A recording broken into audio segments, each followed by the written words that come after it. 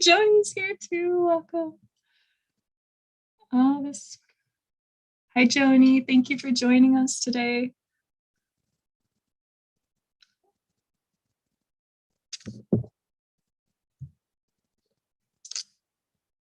Okay, everyone. So I think the live stream is up and we have people kind of just streaming in, so they'll show up when they do.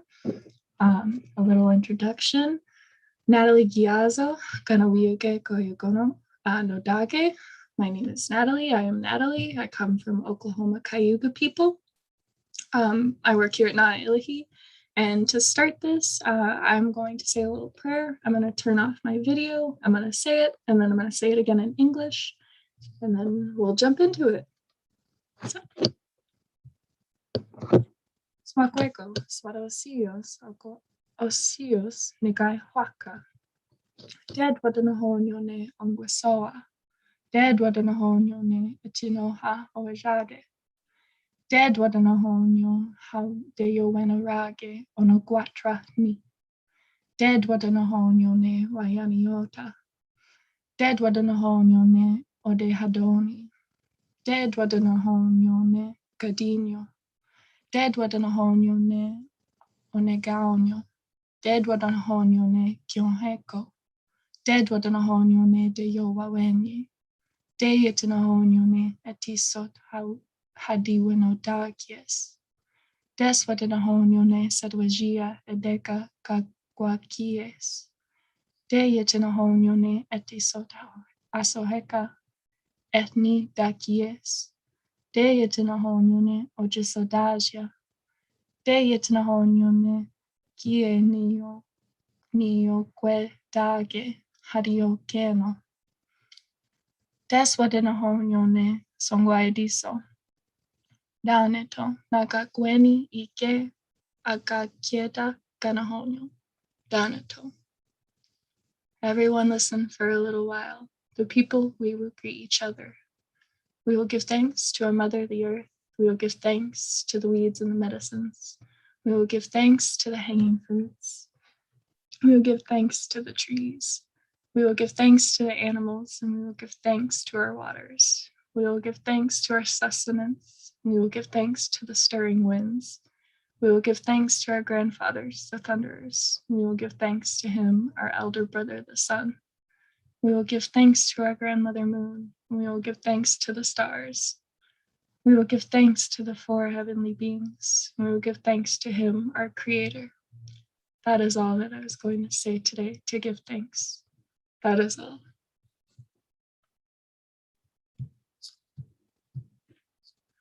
Okay, so thank you everyone for joining us today.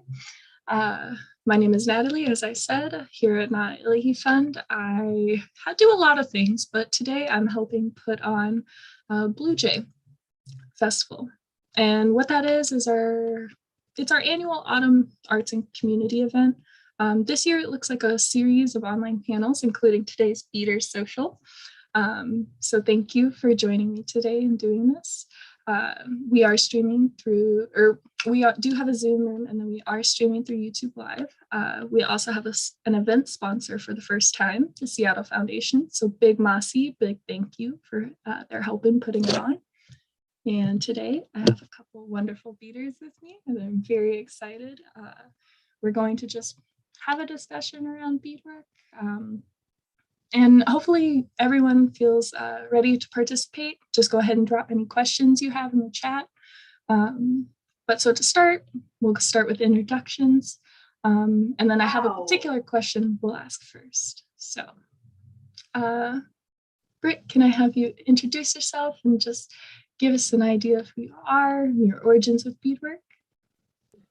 Laito Sahachavia, Bari Chatasia, Michalusa, beadwork, artist, Sia, Micha, well, a lot of things. Talil, Washington, Adderley, Dallas, Texas, Alita. Hello, everyone. My name is Britt Reed. I am Choctaw and Black. I am also a beadworker, and I do a lot of other things, including a project called Inchunwa, which is helping to revitalize Southeastern traditional tattoos, and a podcast with that. And I also am a chef with the I Collective, and doing the illustrations for our current project, A Gathering Basket. And I'm also a relative of Joni's. What's up, Joni? and and I am in Tulalip, Washington, and I grew up in Dallas, Texas.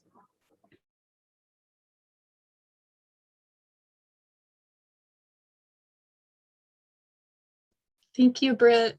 Meyer, Destiny, do either of you want to go next? Sure, I can go. Tanshe Maya Lopez Kiwa Dishinakasan. Hello, everyone. My name is Maya Lopez. I'm Turtle Mountain Chippewa from Belcourt, North Dakota. I'm Little Shell Chippewa from Grand Falls, Montana. And I'm also Zapotec from Oaxaca, Mexico. I'm really happy to be here today. I've been beading for 2 years now, and I'm a senior in high school. And I live in Federal Way, Washington, and have lived there my whole life. So, like I said, I'm very honored and excited to talk about beadwork. It's one of my great passions and joys out of life. So, yes, thank you.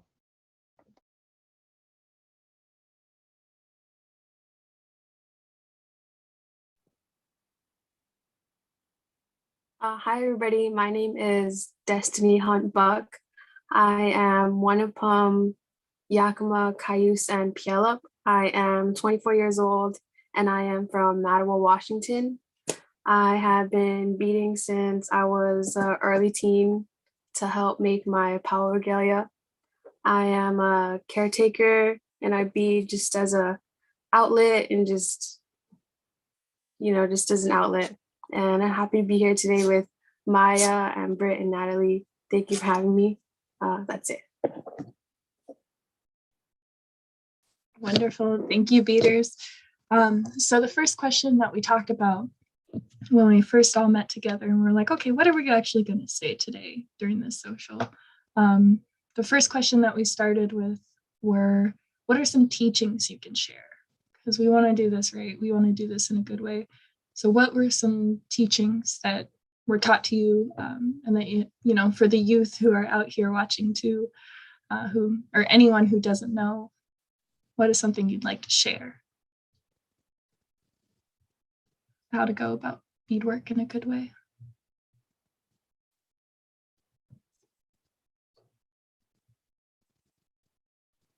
Do y'all want to go first?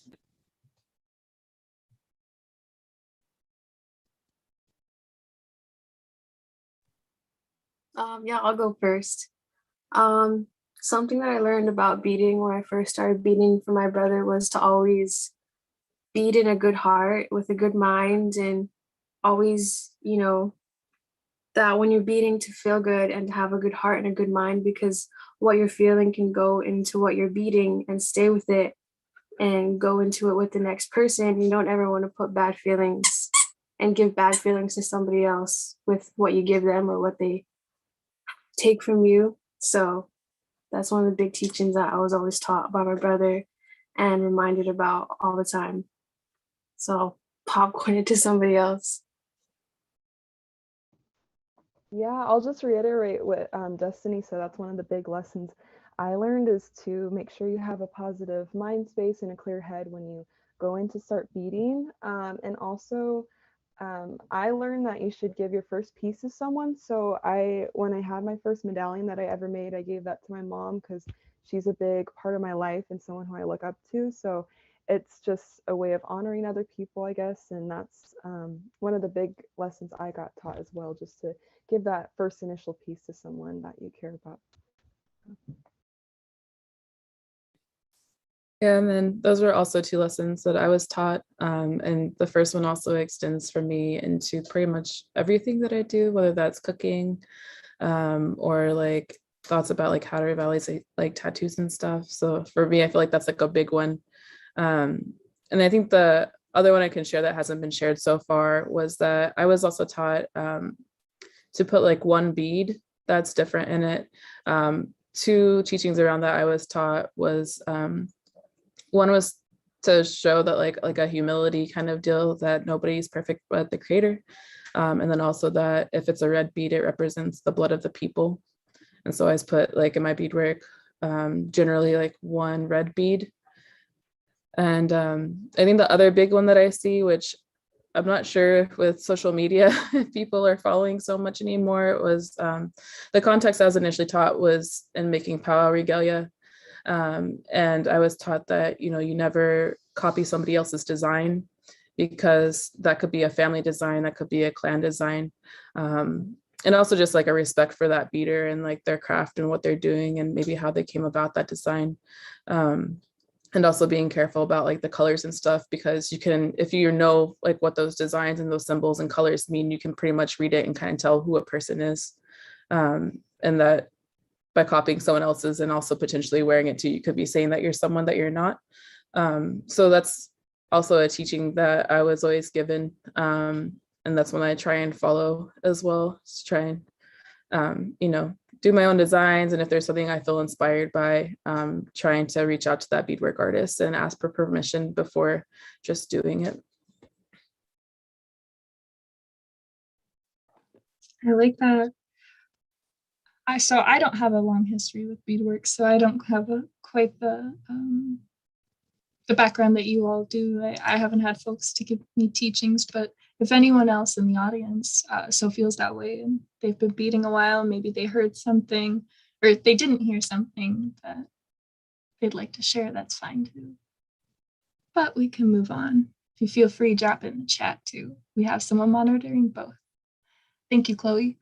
So we talked about teachings, right? We talked about artwork, and we talked about where, respecting people's artwork, because we know that their artwork comes from their inspiration, whether that's family, culture, anything. Where do you get your inspiration? Where do you find, where do you find the ideas for the beadwork pieces that maybe aren't necessarily a commission, right? Because if someone has a commission, they got an idea in mind. What do you bead for yourself, and where do you find that inspiration? It's kind of a big question, I know. I can go ahead and start us off. I love the city. I'm very fond of like Tacoma and the Seattle area. And when I walk around, sometimes I see like either artwork on the side of the streets or just beautiful nature that's out there. And I take pictures of it, and that's what I use for reference when I go back home and make the beadwork, because I just love sometimes the color scheme of things, or how things appear or look. So that's one of the big inspirations I get. And besides that, I think it's like a huge part is my culture and what designs make up each tribal affiliation I'm from and background, and just different color aspects they use in their own artwork and things looking back into history that they've used. I use those color palettes, I guess, for my own pieces. And so that's really inspirational to me too, just to see what they've created with their own designs and then making that into my own artwork.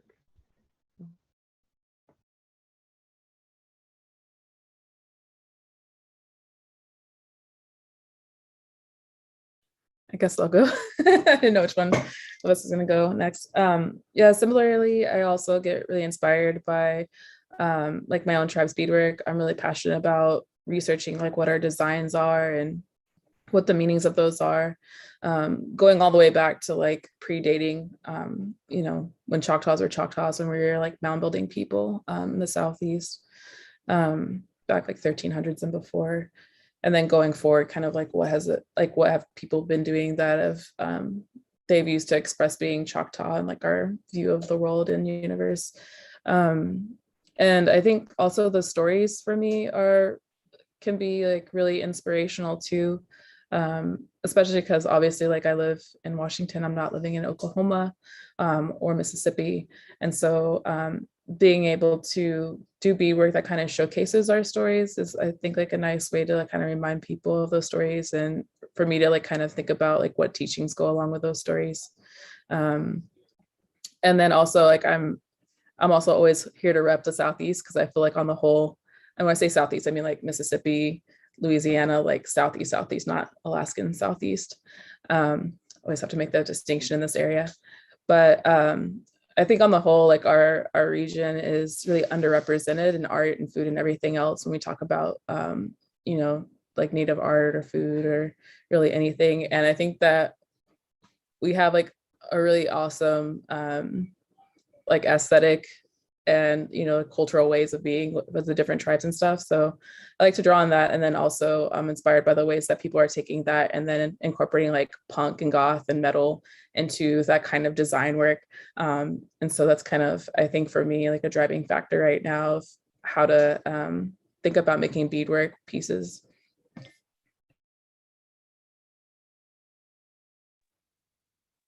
I find a lot of inspiration from like old beadwork or from like just our land here and the animals and flowers and things like that. See, like this pair of earrings I made, which is like kind of like a cross between like old beadwork and like just finding inspiration in like the animals here, like deer tracks. So that's what I find a lot of my inspiration from, is because I really admire like our old kind of plateau beadwork and things like that. And that's where I get a lot of my inspiration from.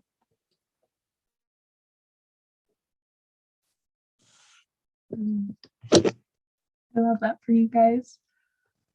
And Britt, I heard you kind of say it earlier. I heard you say you like, what was it?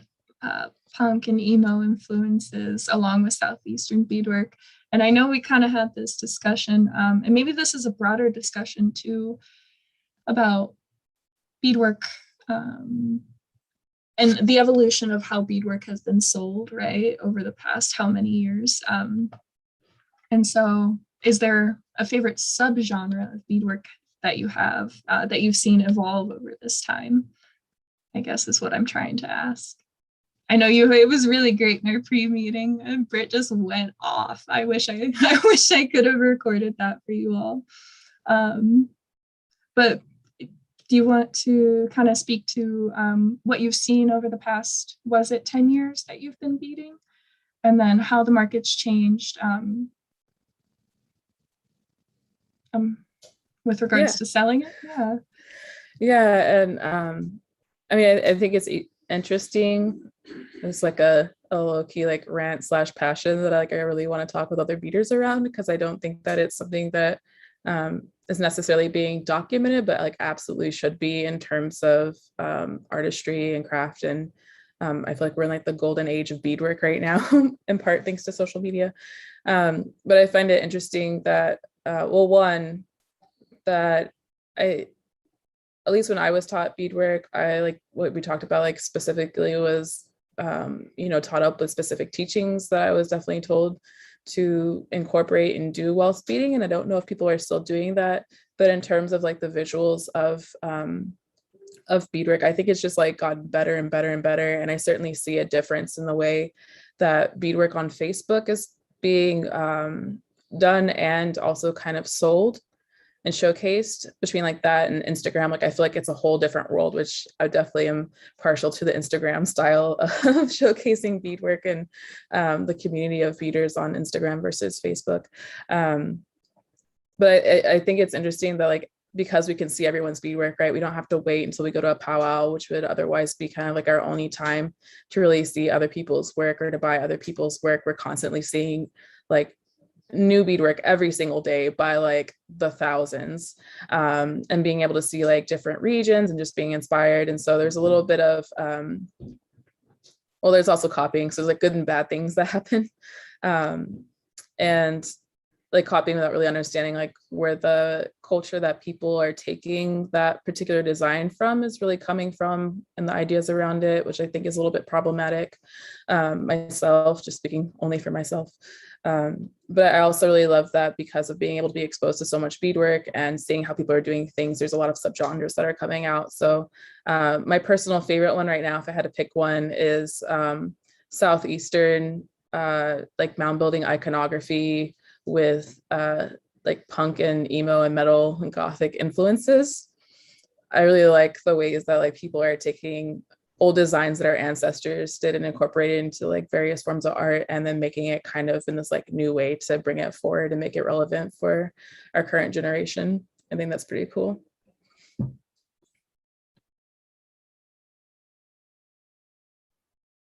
Maya or Destiny, do you guys have anything to add on? Yeah, I see you going for the mute button.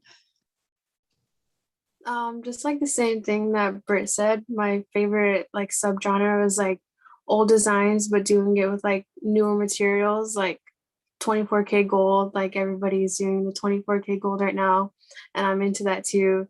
So that's like one of my favorite subgenres is doing like old designs or like old like beadwork techniques, but with like newer materials that are being used right now. It's like that.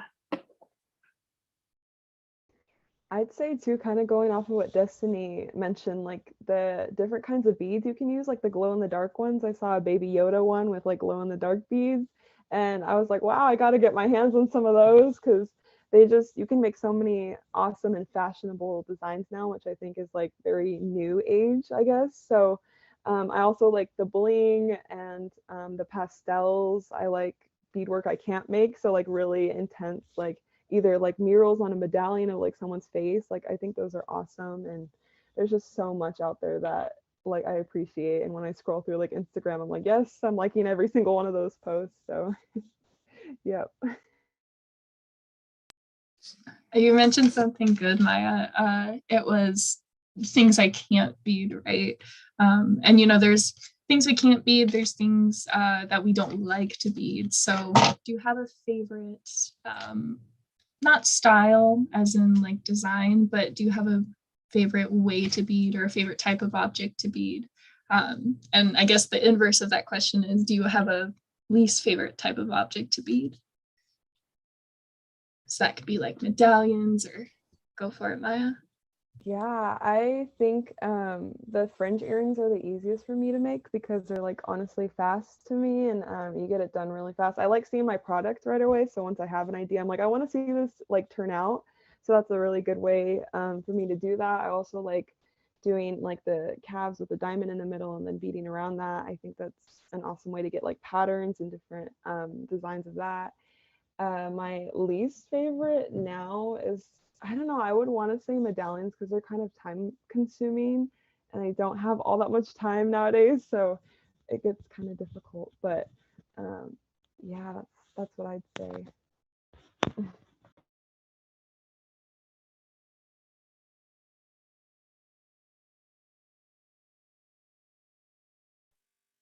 I think my least favorite and most favorite kind of go like hand in hand.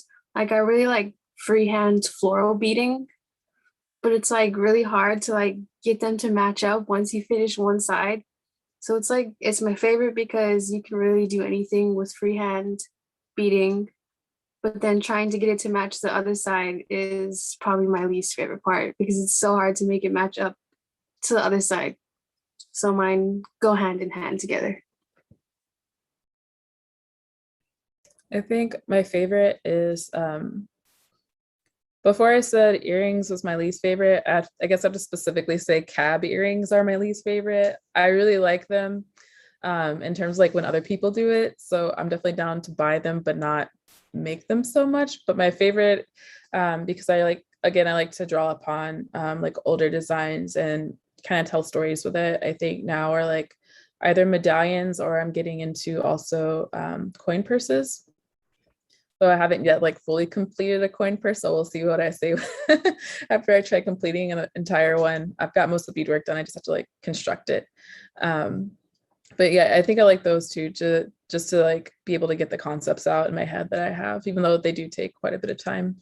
But I haven't like, I remember Destiny was saying that she made an entire regalia piece, and I'm still like so in awe because I'm like, that right there is a ton of work. So definitely like think that's like really admirable to be able to do like a full legging or like beadwork stuff like that, because I only got the patience for medallion or little coin purse. Britt, I've heard you talk about the coin purse a couple times, and that sounds so cool. Are you just beating it on separately, the outside on fabric, and then gonna glue it around, or you got some cool setup? Yeah, I can't say that I'm like any further than what I showed y'all before. I finally just found the beads. Shipwreck finally just got them in. But yeah, so like I took the Pellin and then like beaded on it. My little thing is going weird. But because like Choctaw sashes traditionally, like they would, I mean, they're like actual sashes or belts, but they would be with wool and kind of like this kind of like lining around, whether like it be like red if like this area would be black, or this would be black if this area was red. And then you'd kind of do like a design like that on it. But yeah, so from what I could tell from how you're supposed to construct it, you put like your Pellin situation, your interfacing, and then you'll kind of like glue fabric onto it, and then like sew on your zipper, and then like a little hide piece right there to kind of, you know, make it so where your zipper doesn't match it, like meet up. But that's the theory anyway. That's what I saw on the YouTubes. We'll see how it goes and actually try and construct it. That's so exciting. I love seeing that piece. It's so pretty. Put a lot of good work into that. So we talked about favorites and least favorites, but we haven't talked about what your favorite part of beadwork is. And you can say finishing, right? But I don't know. I'm sure there's more at hand. I don't know if anything springs to mind immediately.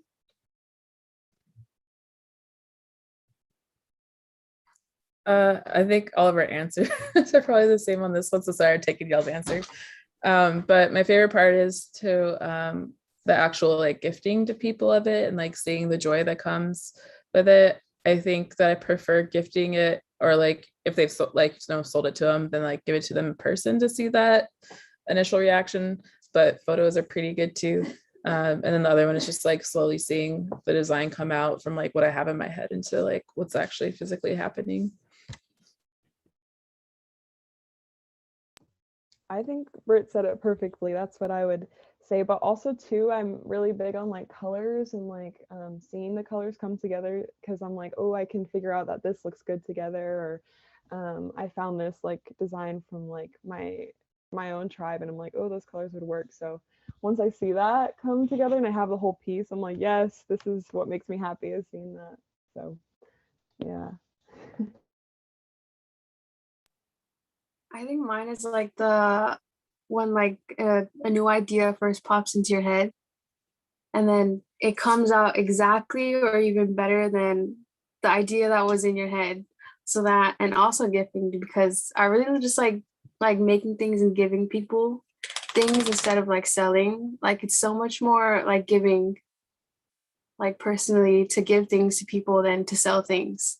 So those are my.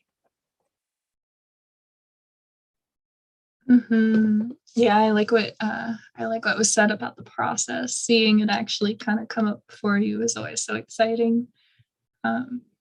So to get there though, right, you're going to be beading. Do you do anything else while you're beading? Do you have anything on the background? Do you do it in a certain situation? Do you bead everywhere except for maybe public transit? That'd be a little bit difficult.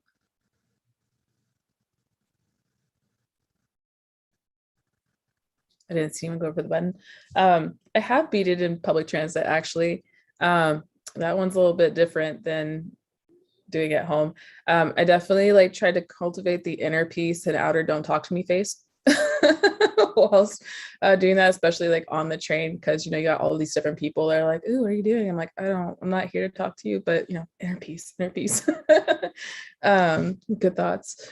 But usually actually like I think oftentimes I'm like beading like here in the kitchen, because I'm also like I do a lot of cooking.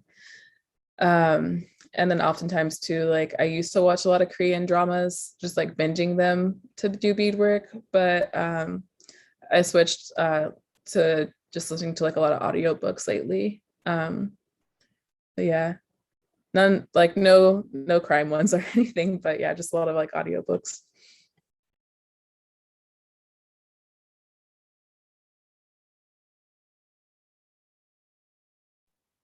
I think I just bead in my room because I'm like super introverted. So like my space in my room is like my safe space, a space that I like to bead in. It's where I feel most comfortable. But as for like having something going on in the background, I always like to rewatch my comfort shows, like I said before, like New Girl, because it just makes me laugh like the entire time. And like I said, I always like to put good energy into what I'm making. So I always like make something or watch something that makes me laugh or just makes me feel good. So rewatching my comfort shows. I'd say what Destiny said, but with music, like it really helps me to have a good like piece of music or my favorite artist on. And just listening to that really helps me get the flow of my beadwork and keep me going. And I have listened to like a murder podcast while I'm like beading, so that was kind of funny. And I've tried to listen to different podcasts. But my main one is music. I haven't really ever tried to sit in front of like a TV because I'm worried I'm gonna like miss out on the show. So I'll have to try that soon. But for now, I just love music or talking to people too. And yeah, usually I don't try to beat anywhere else because then if I'm with my friends, they're like getting bored of me just sitting there. So it's more fun when I do it by myself and I'm kind of like secluded in my own area, and it's just a really creative process for me.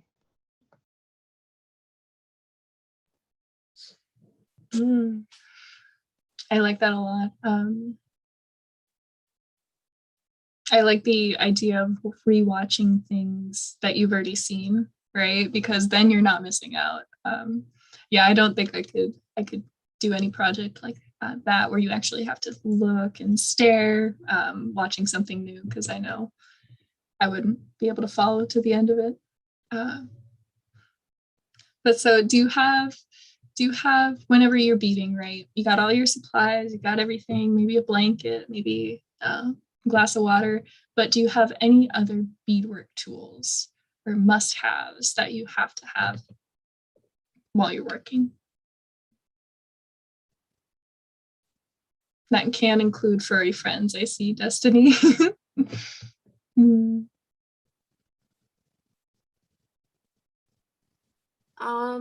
I really like to like have like my like slippers on because my feet get cold while I bead. Like slippers or like just making my chair all comfy. I'll put like maybe a blanket or 2 blankets on it. So, you know, you sit for like a long time and your butt starts to hurt. So I really like just like be comfortable. And yes, have my dog. He wanted to be in the Zoom.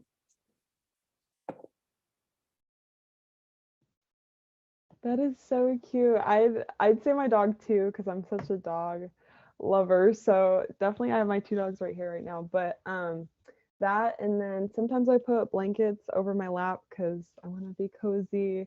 And definitely pliers, scissors, and glue. That's like my 3 things that besides just the beads and the needle and thread, that's what I'd need most for supplies. So yeah. I would say like for me, it's like 2 things. One is like I got this 10 years ago, actually. That's why it looks so ratty and beat up now. But it was supposed to be like a reusable sandwich bag that I got gifted. And I was like, well, I'm not going to put sandwiches in fabric. That seems kind of weird. So instead I put like all of my beading supplies, which is really great. Like my, you know, like my Nymo thread, my scissors, pliers, all that kind of stuff. So that way, because for a while there, it was like, I felt like an addiction. And so like anywhere I was going, like I was trying to bead. And so I knew that like if I grabbed this, then I had like everything I needed besides maybe just like, you know, the beads I needed to grab or like extra interfacing or whatever. And then this is kind of like, I don't know, maybe like a gruesome story a little bit for other people. But when I initially began beading, my uncle mom like saw me and like, I don't know, there's like in her like many years experience like being kind of like, what are you doing there, why do you got that kind of deal. And so like between like needles like being all like crookedy and like looking like messed up lightning and stuff, she's like, don't do that. And so like the next time I seen her, she gifted me a pair of pliers, which I didn't really fully understand why, and then of course like better needles. And for a while there, like I was kind of resistant to the like the flat nose pliers, and like if my my needle or anything got kind of stuck, like you know how sometimes you get like a little kink in your thread or whatever, and it kind of makes it like stop. Like I'd be like, oh, forget it. I'm just gonna like use my teeth real quick and just pull it, which worked pretty fine until the day that the needle broke off and I swallowed it because I was too lazy to look for the little pliers in my little pack there. And a few lessons there is, one, always use your needle nose pliers to get it if you're having a hard time. And also if you need to go to the hospital because you like swallowed a needle, which apparently I found out that visit like isn't uncommon, which is weird to me. Don't go with funny Indians, because I went with some folks that were really funny, and yeah, I had just swallowed a needle, so that wasn't the best of choice of like laughing whilst trying to go to the hospital for that. So I definitely knew later on when they're like, we can't find the needle in you. I'm like, well, I knew it was there because I could feel it poking me when I was laughing. So, but yeah, so always use your pliers. That was my hard learned lesson right there. So that's my must-haves. Just out of curiosity, have any of you guys ever used a beading mat or anything similar? And if so, did you like it? Did you think it was worth it? Or is a shoebox lid okay too? I do use a beading mat sometimes. The only thing is it gets really cluttered with a ton of my work and like extra string. So sometimes I'll just do it out of the beading container that I have. But usually like I've tried like just a basic mat that's kind of soft that holds the beads, but then also there's like a sticky mat that I've tried too, which is really interesting because the beads stick to it and then it's supposed to like not have anything move. But same thing, all of them just get like different bead colors because I don't remove them sometimes. So yeah, but for the most part, I do it out of the container. But I love a beading mat when I can use one.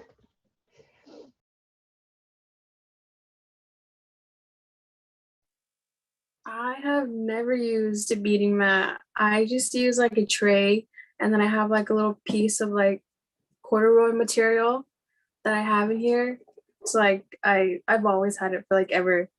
But like beads or like my needles don't get stuck in it or anything. My beads just like sitting there so they don't like roll around.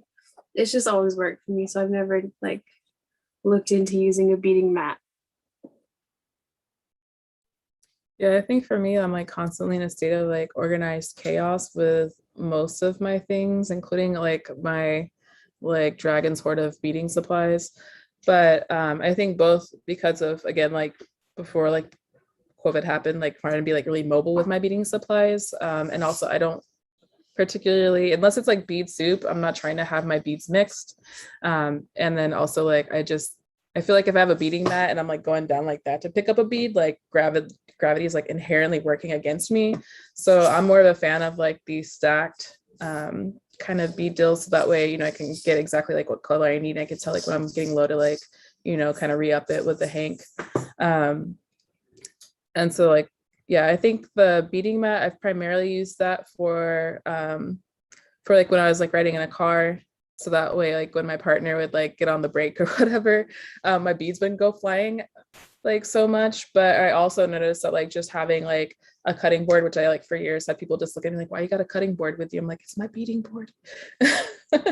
But like having that and then like just some like hide or leather like over the top usually is enough to like when you're going down I-5 or whatever, and like my partner like, or like, you know, the bus or train, like kind of like my little beads in this like don't go flying everywhere. So that's worked pretty good for me. But I know everyone kind of has like their own like idiosyncrasies, like how they do like beading, like the little things. Yeah.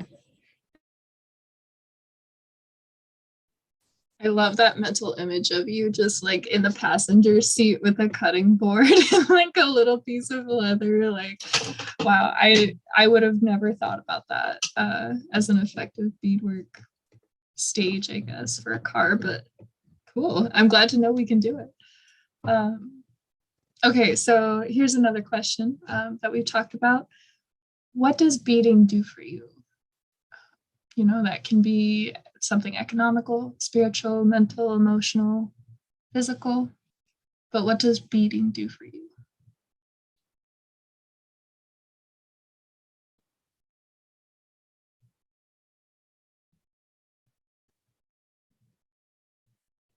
No one was going for the mute button. For me, like I said, like since the time I was taught beading, like I was hooked, kind of addicted, like I guess, not like, you know, anyway, but like I felt like I like really like felt drawn to it every single day, and so like I kind of did it every single day.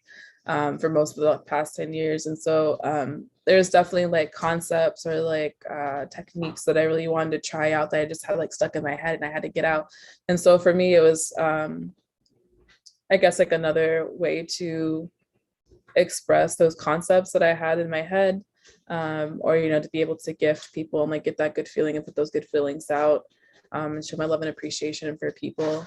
But yeah, I think that's like the biggest thing. It's just yet another medium, I guess, to like use my voice in some way and explore.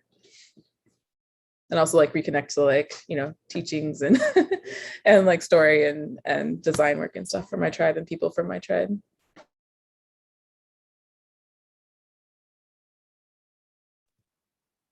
For me, it's like a mental outlet and like just a way to like, you know, release stress or just like center myself or just like balance out my life as like being a caregiver, because a lot of my life is just like centered around the person I'm taking care of most of the time. And I don't really like have a lot of time to like take care of myself. It's like beading as a way of like taking care of myself and like making space for myself to just be able to like express myself for like a mental outlet, you know, things like that. I think what Britt and Destiny covered is like very valuable, and I also do those for the same reasons. I didn't discuss this in the first initial meeting we had, but I started beading because when I was really emotional over a guy that I couldn't see anymore and talk to, my auntie had all her beadwork out, and she's a beader too, and she was like, "Do you want to try it out and see how it works for you?" And so I really just calmed down and relaxed, and that was the first time where I could actually be creative and think of my own ideas and projects that I could do by myself. And that's the one art form I think I've stuck with for the longest. I've tried like everything from like painting to singing to dancing to like all these different art forms of expressions, but beadwork has really stuck by me because it just gives me that like mental clarity and helps me focus on something and calm my mood down from whatever state I'm in. So overall, it's just really awesome for me that I get to do that and that I love it so much because I'm so passionate about it. And then I made the joke too last time that it's like free therapy. I just don't have to talk to anyone and do my own thing and create those projects that I'm really excited about. So.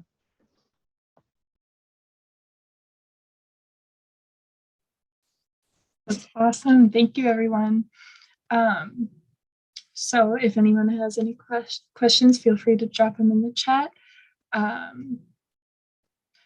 So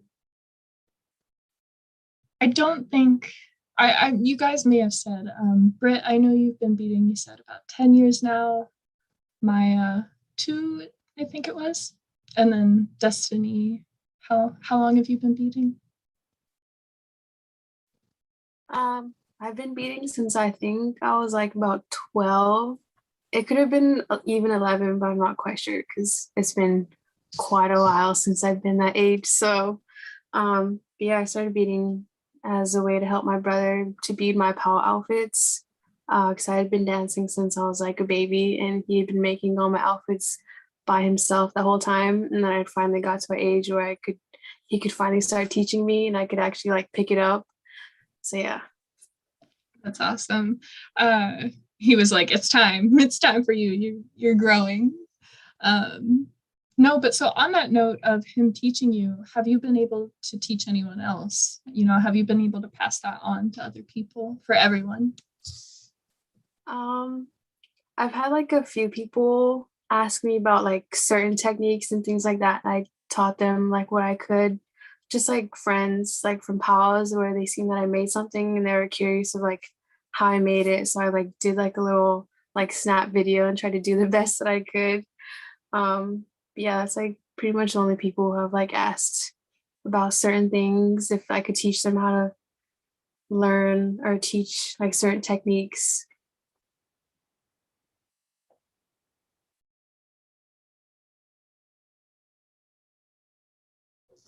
I've definitely taught or tried to teach people. I've taught people like with my family down in Nevada a little bit.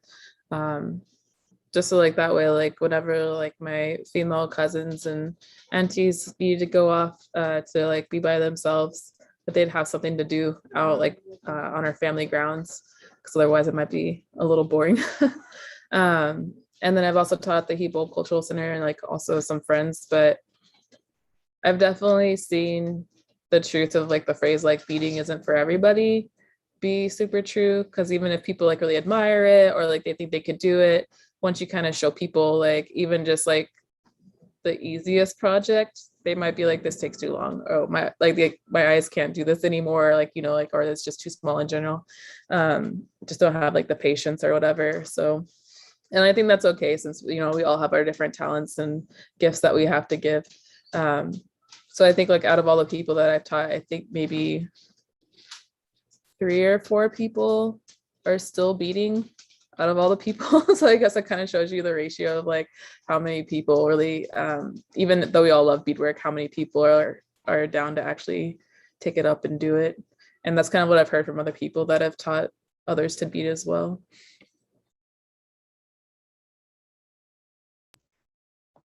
I've actually gotten the opportunity to do it different times. So I worked with King County for 6, or I think it was a 10-week learning opportunity to teach Native youth how to bead and traditionally bead with 7 different types of beadwork. And there was 5 youth, I believe, and then one, she was an older woman she had a daughter who was of Native American descent, and she wanted to make beadwork for her. So I thought that was really sweet too, that she passes that down to her and gets to make her items. I've also worked with NALA, Native American Youth Leadership Academy, and a workshop, and I got to teach about 13 Native youth over like 2 days how to make beadwork or do it's a flat stitch kind of beadwork, so that was awesome.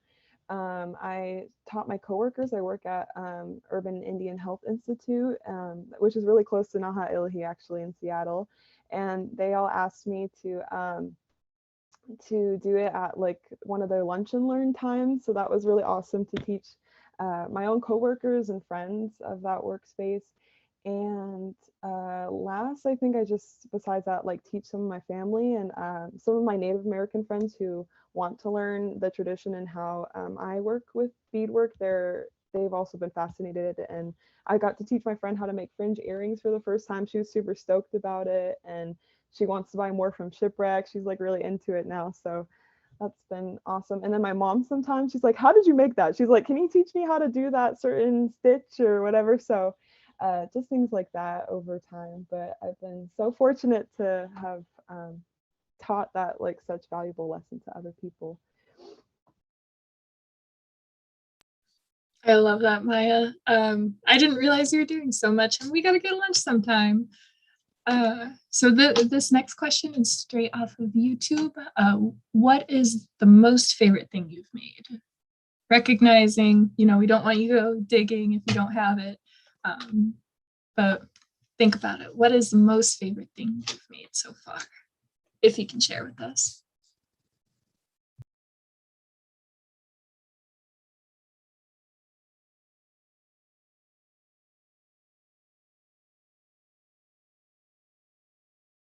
I was gonna go digging. Maybe I'll go dig and I'll put in the chat.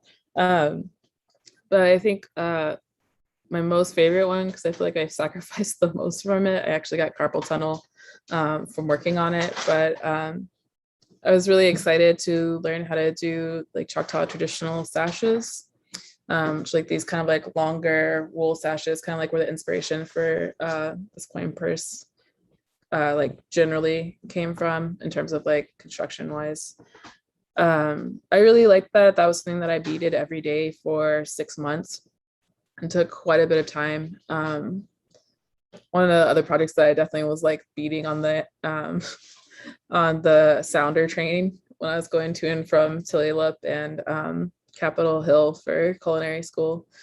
But I thought it turned out really well, and I kind of like that it was something that I definitely took like direct designs that traditionally have been on those, but like did it in like newer colors. And like my beadwork, like I feel like we all got a fault. My fault is oftentimes beading too tight.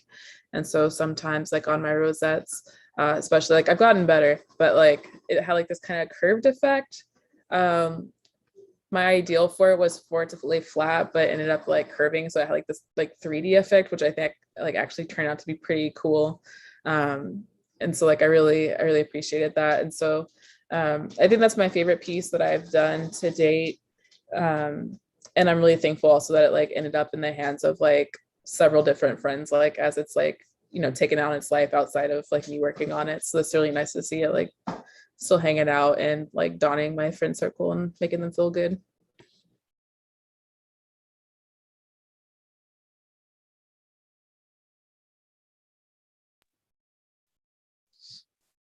Maya or Destiny, do you have a favorite piece that you've made?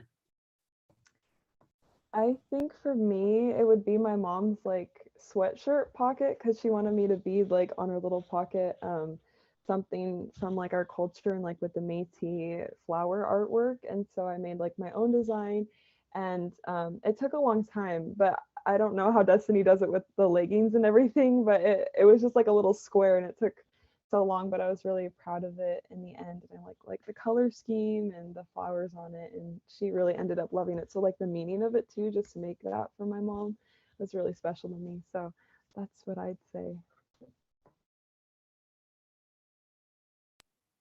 I think my favorite piece, it's like something like small, but like a headband that I made for myself to match this beaded buckskin dress that I have. It has a really long history in my family and in my people um, as one of poems, but I made like a matching headband to it.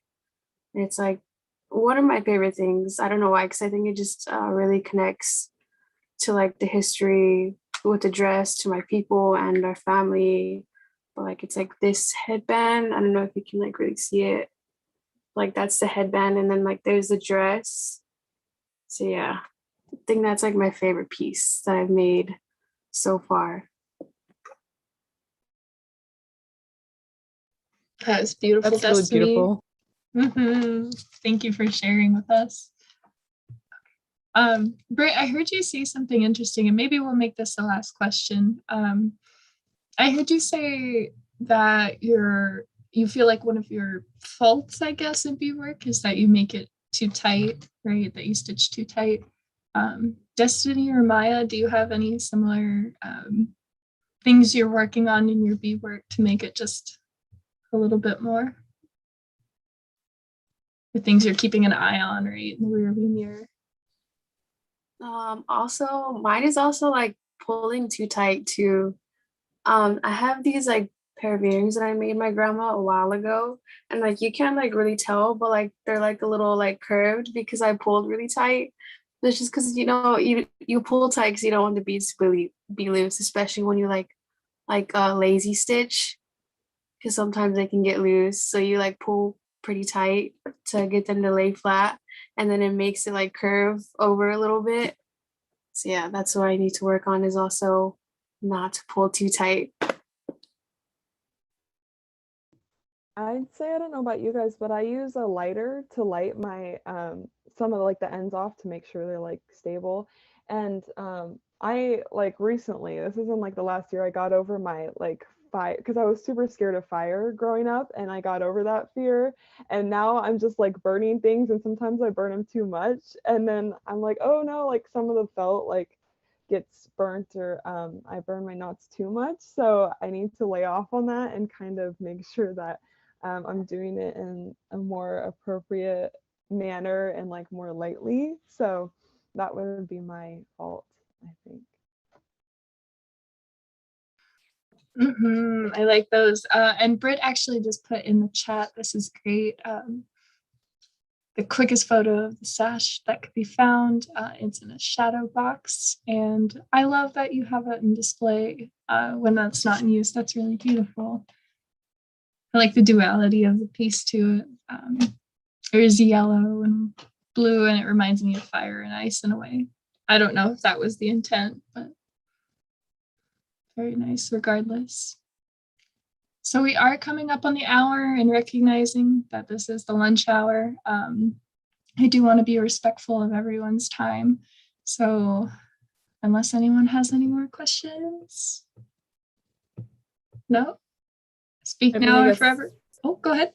I mean, unless one from the audience would like to like chime in or speak to any of the questions that we were given to. But if not to, no worries. I'm always, like I said before, like curious about people, especially the question regarding social media, what people have noticed and experienced. But if folks want to log off too, that's fine. You could go and I posted a link to my Instagram too, so y'all can always hit me up in my on my Instagram too if you feel like chatting about that, because I'm always down to nerd out. And Destiny and Maya, please feel free to drop your info in the chat too.